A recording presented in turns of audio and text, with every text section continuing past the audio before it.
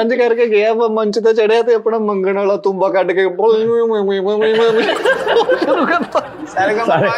ਸਾਰੇ ਕੰਮ ਪਾਚ ਗਿਆ ਤੇ ਜਾ ਕੇ USB ਦੇ ਰਿਹਾ ਸਾਊਂਡ ਵਾਲੇ ਨੂੰ, ਕਹਿੰਦਾ ਇਹ ਚ ਮੈਂ ਸਟੂਡੀਓ ਤੋਂ ਰਿਕਾਰਡਿੰਗ ਕਰਾਈ ਹੈ, ਪਲੇ ਕਰ ਦੇ। ਉਹਨਾਂ ਨੇ ਕਿਹਾ ਜੀ ਬੇਟਾ ਕਿਆ ਸੁਣਾਏਂਗੇ? ਕਹਿੰਦਾ ਜੀ ਰਾਂਝਾ ਫਿਰ ਜਦੋਂ ਡੋਲੀ ਚੜਨ ਲੱਗਾ ਤੇ ਫਿਰ ਹੀਰ ਕੀ ਕਹਿੰਦੀ ਹੈ? ਕੀ ਕਹਿੰਦੀ ਹੈ ਜੀ?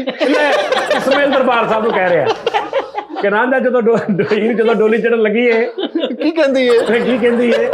ਭਾਈ ਦਾਨਿਸ਼ ਨਾ ਸਾਰੇ ਗਮਾ ਪਾਇਆ ਚਲਾ ਗਿਆ, ਹਲੇ ਅੰਦਰ ਹੀ ਆਇਆ ਤੇ ਉਹਨਾਂ ਨੇ ਵੇਖਿਆ, ਕਹਿੰਦੇ ਇਦਾਂ ਅੱਗੇ ਨੂੰ ਨਿਕਲ ਜਾ। ਸਾਰੇ ਕੰਮ ਬਾਅਦ ਚ ਬਣਿਆ ਹੀ, ਅੱਗੇ ਆਡੀਅנס ਵੇਖ ਕੇ ਕਹਿੰਦਾ ਰੰਗ ਦਾ ਹੀ ਠੀਕ ਫੁੱਲ ਭੈੜਾ ਗਾ ਕੇ ਉਹਨਾਂ ਨੂੰ ਪੁੱਛੀ ਜਾਵੇ ਫਾਈਨਲ ਕਿਹੜੀ ਤਰੀਕ ਨੂੰ ਹੋਗਾ? ਫਾਈਨਲ ਕਿਹੜੀ ਤਰੀਕ ਨੂੰ? ਉਹਨਾਂ ਨੇ ਕਿਹਾ ਤੇਰਾ ਅੱਜ ਹੀ ਸਮਝ ਤੂੰ। ਅੱਛਾ ਗਾਇਆ ਇਹਨੇ, ਅੱਛਾ ਗਾ ਕੇ ਫਿਰ ਚਿੱਤਰ ਕਾਲੇ। ਕਿਉਂ? ਵਿਸ਼ਾਲ ਚੱਕਰ ਨੇ ਪੁੱਛਿਆ ਤੁਸੀਂ ਸਿੰਗਰ ਹੋ?